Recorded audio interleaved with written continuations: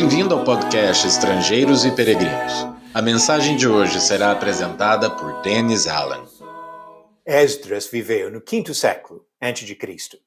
O livro, conhecido pelo nome dele, estabelece o contexto histórico, começando uns 80 anos antes do envolvimento dele. Durante esses anos, muitos judeus haviam voltado para reconstruir Jerusalém e seu templo depois do cativeiro.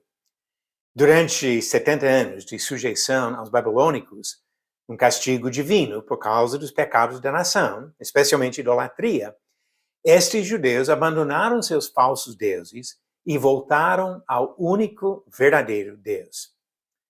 Depois desta lição dura, a nação judaica nunca voltou à adoração de imagens.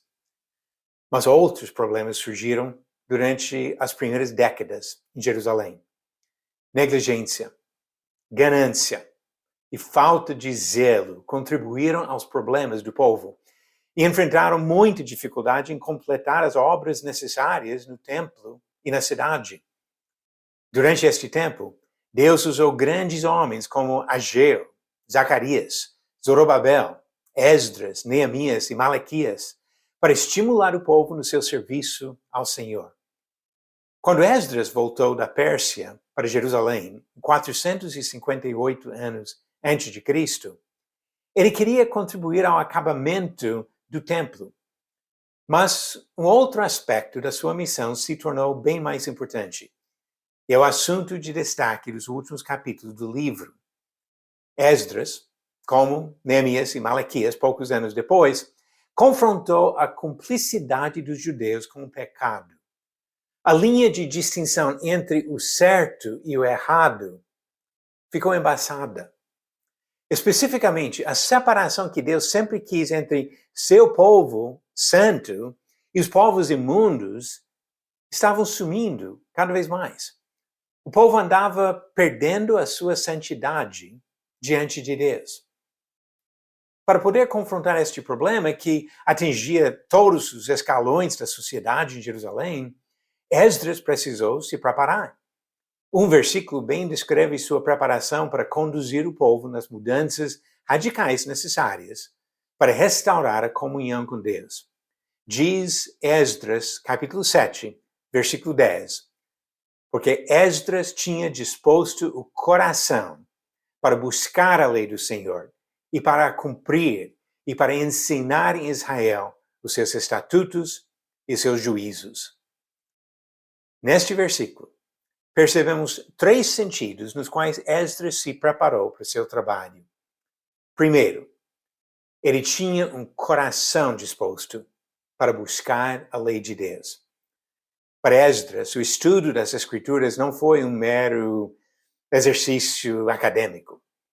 Ele não olhava para os livros da lei como regras de homens, nem como instruções impessoais.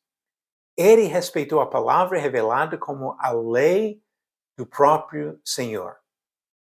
Segundo, Esdras tinha um coração disposto para cumprir a lei do Senhor. Séculos depois, Jesus criticaria pessoas que ensinam, mas não praticam.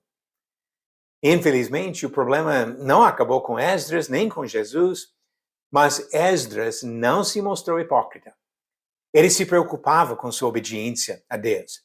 Não era apenas ouvinte, mas praticante da palavra, como Tiago ensina que todos nós devemos ser. Em Tiago, capítulo 1, versículo 22. E terceiro, ele tinha um coração disposto a ensinar a palavra de Deus. Armado de conhecimento da lei e do bom caráter de um homem fiel, Esdras estava preparado e disposto a ensinar a lei aos outros. Quando ele enfrentou situações difíceis, ele não seguiu seus próprios sentimentos, nem opinião popular. Ele agiu conforme a vontade de Deus. A conduta dele seria vista hoje como fanatismo e radicalismo, mas Esdras não procurava agradar a ninguém, a não ser o próprio Senhor.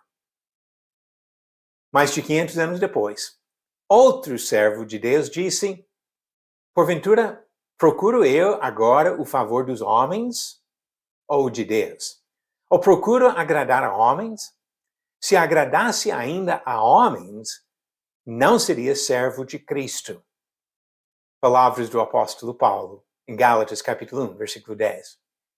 Precisamos ser pessoas de fé e convicção, guiadas pela palavra revelada por Deus nas Escrituras. A verdade não é o produto de um voto popular ou uma decisão de senadores ou juízes. Não cabe ao homem criar a verdade. Nós, como Esdras, devemos buscar, obedecer e ensinar a verdade que vem do Senhor. 150 anos antes de Esdras, o profeta Jeremias disse: Eu sei, ó Senhor, que não cabe ao homem determinar o seu caminho, nem ao que caminha o dirigir os seus passos. Jeremias capítulo 10, versículo 23. Agora vamos para a pergunta. Primeiro, a pergunta de ontem. Qual foi a posição profissional do primeiro gentio convertido a Cristo? Gentio significa alguém de outra nação, que não era judeu. Alternativas: A, carpinteiro. B, centurião. C, chefe de sinagoga. Ou D, governador. E a resposta certa vem de Atos capítulo 10, versículo 1, onde Deus mandou Pedro a pregar para Cornélio, um centurião de uma companhia do exército chamada Italiana. E a pergunta de hoje: Deus mandou que os israelitas, antes de sair do Egito, pedissem o quê dos seus vizinhos?